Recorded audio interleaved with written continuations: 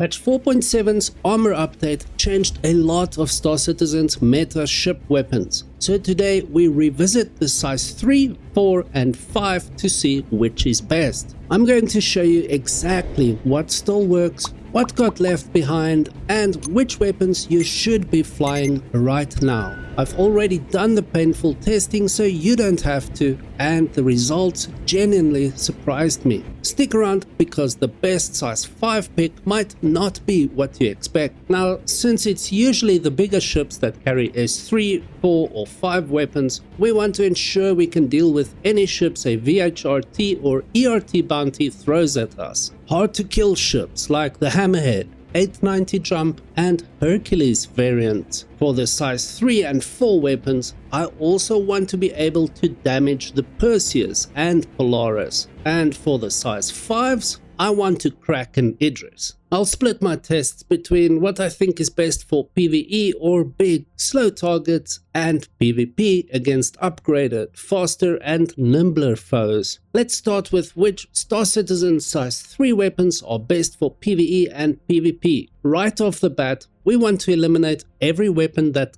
can't kill a Hammerhead, Perseus or Polaris. That means it must do at least 152 physical and 106 energy alpha damage. Now, I don't know about you, but I hate shooting something that takes 0 damage. So we're getting rid of the following size 3 weapons: the Mantis GT220, Tormentor S3, CF337 Panther, SW16 BR3 Shredder, NDB30, 11 series Broadsword and Tarantula GT870 Mark III. Legend has it, if you cup your ear while watching this video, you can hear the faint cries of NDB30 meta bros on how I could possibly not recommend their favorite weapon for picking on weaker foes. Let's see which S3 weapons will actually do damage against the big targets. These include the Sledge 3 Mass Driver, Dominance 3, Singe 3, Predator, Warlord,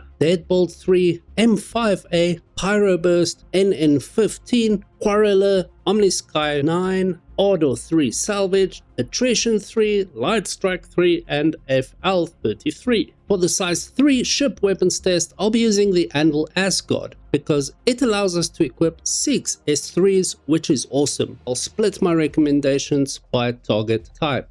So let's go pick a fight and I'll show you exactly why the weapon topping the damage charts isn't always the one you want equipped.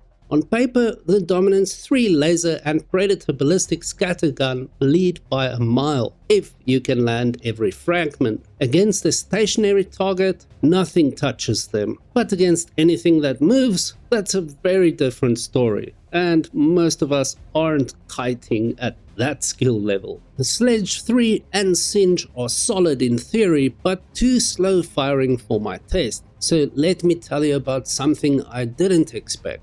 The Deadbolt 3. Is it just me or did this thing get significantly better in 4.7? It hits hard, reloads fast, and absolutely dominates against big, slow targets. The Attrition 3 is also worth a mention against medium targets, though it starts to struggle with penetration on the bigger boys. The M5A laser cannon is another option, but the Deadbolt 3 wins the PvE crown for best size 3 ship weapon in Star Citizen. It's not even close. But what happens when your target isn't sitting still and they're shooting back? That's where things get interesting. Against a skilled pilot in an upgraded ship, the Deadbolt 3's 900 meters per second projectile speed becomes a real liability. Size 3 Gatlings are also pretty useless right now, and the Attrition 3 is too slow. So you're really left with 3 options. These are the NN50 Neutron, Omnisky 9 and Quarreler laser cannons, which all share a 1400 meters per second projectile speed, which I'd say is the absolute bare minimum for PvP. Below that, unless your opponent is flying in a straight line, you're wasting ammo. But which one of those 3 are best? The Omnisky 9 and Quarreler are nearly identical in stats. The Quarreler has more hit points but draws more power. All three suffer from long recharge times though, which forces you to adjust your engagement style. If I had to pick one, the NN15 gives you the most shots before reloading, making it the most forgiving of the three. Star Citizen's size 3 weapons has a clear winner, the Deadbolt 3, but does the same logic hold for size 4? Actually, no, and the reason why might surprise you. In 4.6, the breakneck S4 Gatling was everywhere, but in 4.7, with the new armor thresholds, it's nearly useless against anything bigger than a light fighter. Same goes for the TMSB5 Gatling, Relentless L21, Revenant, CF447 Rhino,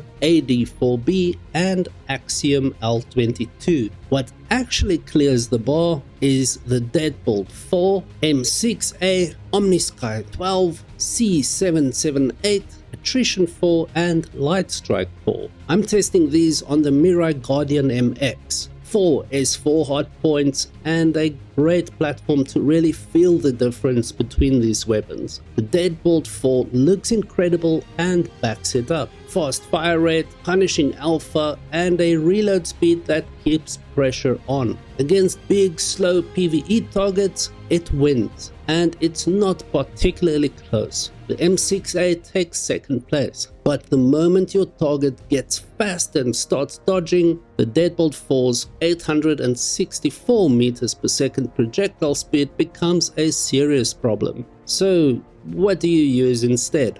The Omnisky 12's 1344 meters per second still isn't fast enough for skilled PvP opponents, which leaves you with the Lightstrike 4. It has the speed, but the ammo count, slow recharge, and damage aren't there to make it a reliable pick. Honestly, stick with the Deadbolt 4s until CIG sorts out the size 4 balance. Size 4 weapons aren't in a great place right now, and there's no clean PvP answer yet. Which brings us to the big one, size 5. And after how rough they were in 4.6, I was genuinely not sure what to expect going in. For S5s, I want to be able to damage everything, including the Idris variants. That means we need at least 173 physical and 139 energy alpha damage. That immediately knocks out the CF557 Galderine, AD5B, and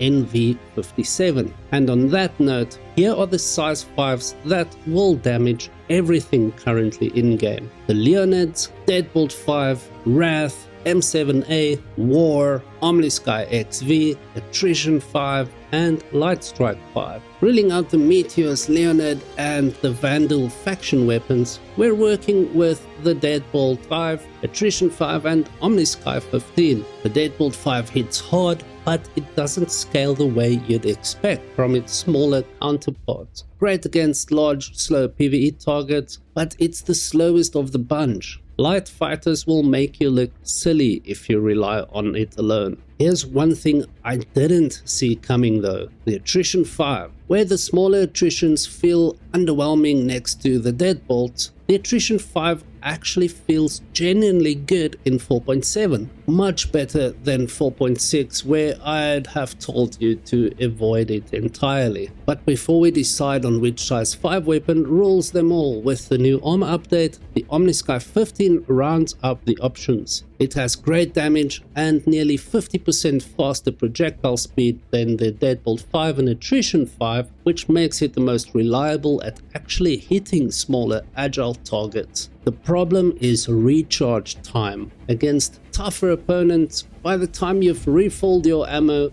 their shields are back up. So here's where I land on what the best size 5 ship weapons are in Star Citizen right now. The Deadbolt 5 is best for PvE targets. Once you get comfortable with sub-targeting, you'll wreck anything large. The Attrition 5 handles smaller targets better and earns its place as the surprise pick of the patch. And for PvP, honestly, none of the S5s are in a great spot right now. That size 3 4 and 5 in patch 4.7, but here's what I want to know from you. For your setup and playstyle, which would you actually run? The Deadbolt 3 or NN15 for size 3s? Drop it in the comments. I genuinely want to see which side of that debate this community lands on. If you want to take your loadout further, check out this video next on getting A-grade military and stealth components without grinding yourself into the ground.